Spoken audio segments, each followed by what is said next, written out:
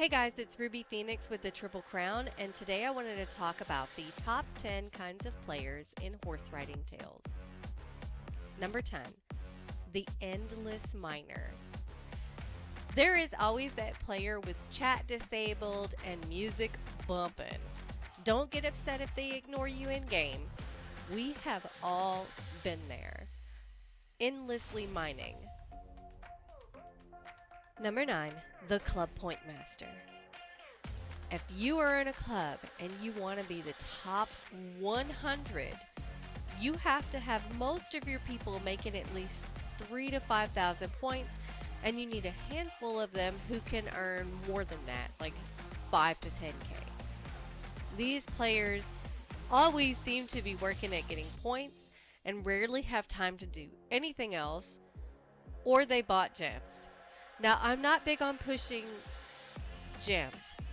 I can't, in all honesty, ask anyone to spend money on this game, and I know that there are clubs, probably the top 10 clubs every week actually require that you buy gems at some point, or they have some ridiculous 14 to 15,000 point requirement, which would be difficult for even me to get to.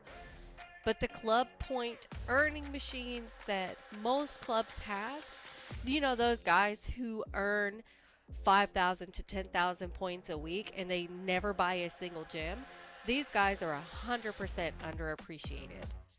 So special thanks to all of those club point machine earners out there. You know who you are, and we love you. Number 8, the Horse Whisperer. When wild horses roam free, there's one player who's their best friend, the Horse Whisperer. No horse is too high a level for me to tame. I tame horses and I keep them happy. I am the Horse Whisperer. This player has so many horses. Most people know at least one player who has to tame and own as many awesome horses as possible. They probably have almost every single one in game, from rare to legendary. And you always have that one that does it. By the way, did you see my video on all of my horses? I've actually got more since then. Go check it out. Number 7, desperate club owners. Turns out the global chat isn't just for horny preteens anymore.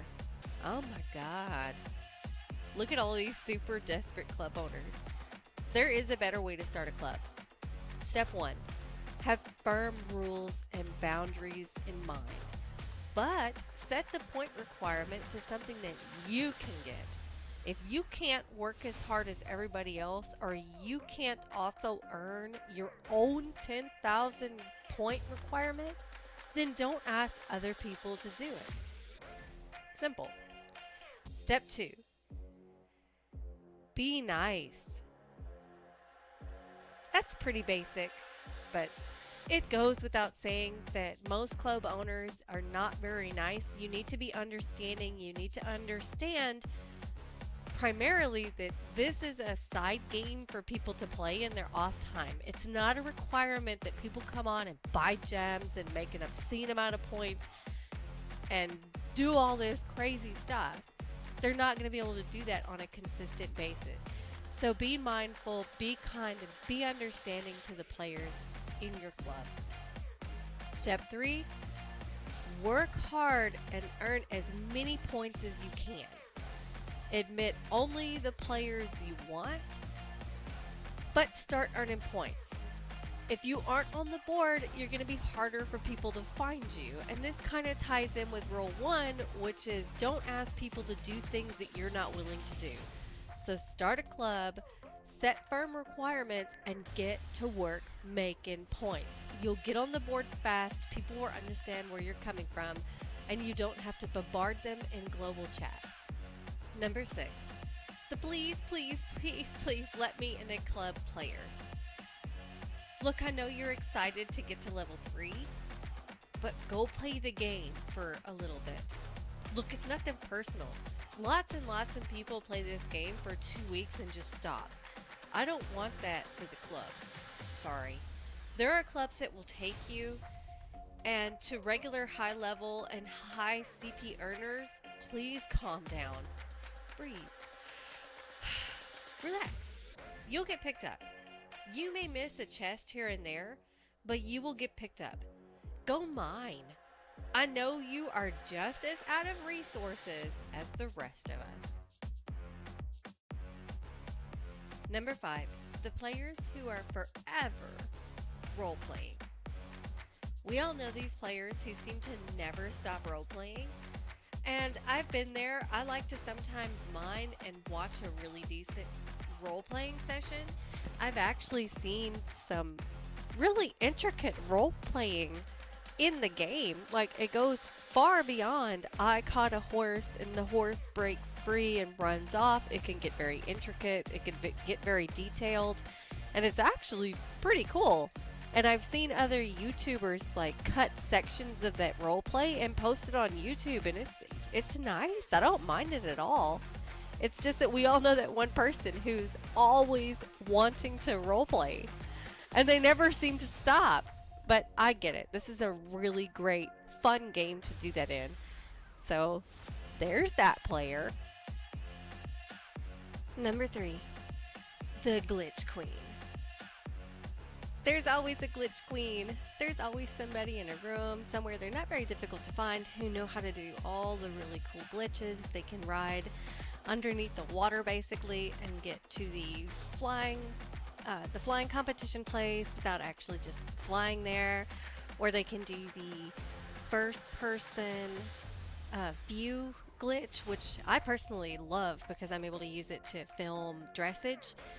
And they always have like the coolest glitches. Now, to kind of date myself on this game a little bit, there used to be a glitch that concerned free clothes.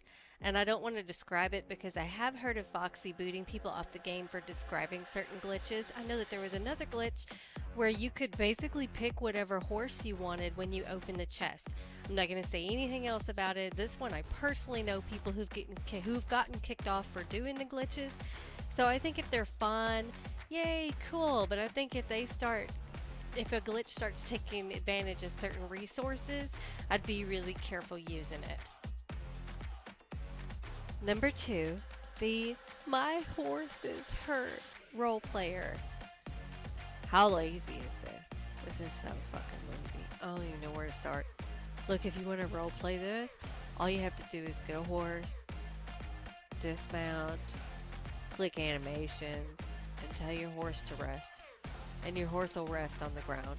And then you can stand there and cry and point and be like, oh my god, my horse needs help. Something's wrong with my horse. But it's so lazy. I've been in so many really great RPs, or at least stood aside and kind of watched other RPs happen. And guess what? None of them start this way. Besides, what are you going to do when the horse stands up? You can't just leave it laying there on the ground like a sack of gravel. You got to eventually tell it to stand up. What's your plan after that? And then after that, your people get bored. So this is literally probably the best way that you can waste time playing the game, is to role play, my horse is hurt.